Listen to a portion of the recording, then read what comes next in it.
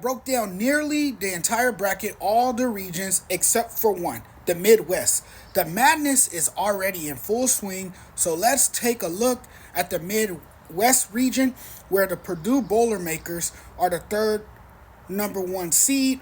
This is Zach Edey's final rodeo, and in his final run, I just don't see it, folks. I can't trust this Purdue team. It's the most overrated number one seed to me. Here's their chance to erase the sting of last year's letdown, but I just don't see it. It's loud, sure. It's been a lot of talk about Purdue, and that's mostly because of the national recognition Edey gets. You take him off this team, out of the lineup, and nothing about Purdue to me is spectacular. It's hard to imagine them going very far. They're too heavily reliant on Edey. I don't think they lose in the first round this time, but I don't think they go very far either. I can't tell you how excited I am about the number 5 versus number 12 matchup, Gonzaga McNeese. It's always something enthralling about that particular matchup, it seems. Yes, I'm picking McNeese in the upset. The Cowboys from the Southland Conference will no doubt raise hell in the top half of this bracket. They are giant killers. Don't underestimate their capabilities. Will Wade has done an outstanding job. He's been fantastic. It's a staff and team with a plan and a purpose. It wouldn't be March Madness without Cinderella teams. It just wouldn't. And I think this year, McNeese makes their mark. The Cowboys' goal is to force turnovers and disrupt the game's flow, which they do extremely well. In typical fashion, they have this uniqueness of being able to create havoc and disruption. They are disruptive defensively, ranking 6th in the nation in turnover percentage.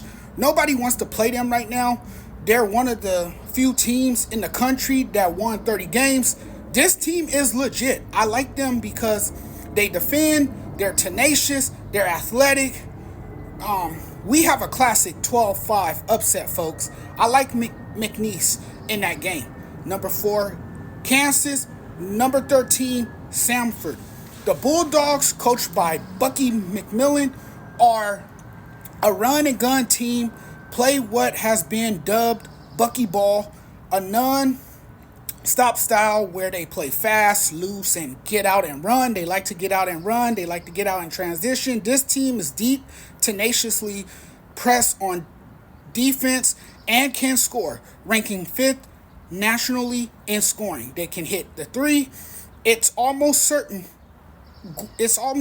going to be a tough night for a depleted Kansas team, especially after Bill Self announced the Jayhawks will be without Kevin McCullar, who will miss the tournament due to ongoing pain from a bruised knee. Hunter Dickinson is also a bit banged up. It's going to be tough, especially without McCullar.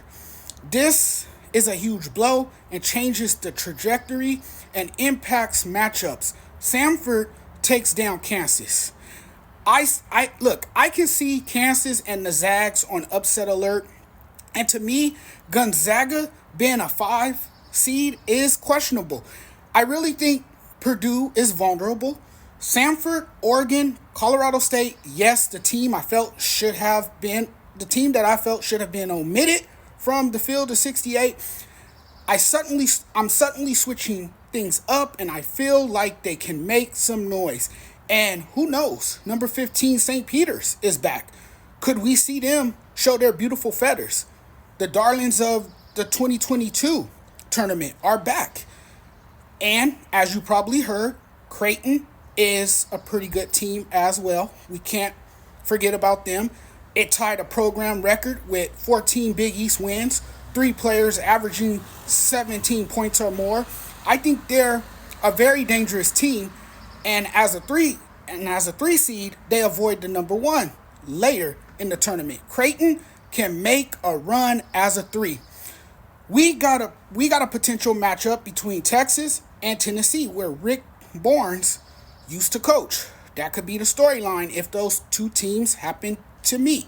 I think a dangerous team in this bracket is Creighton, and I think they can get, you know, back to the Sweet 16, and I think they can beat Tennessee in the Sweet 16. And Oregon is interesting because now the Ducks are at full health, full strength.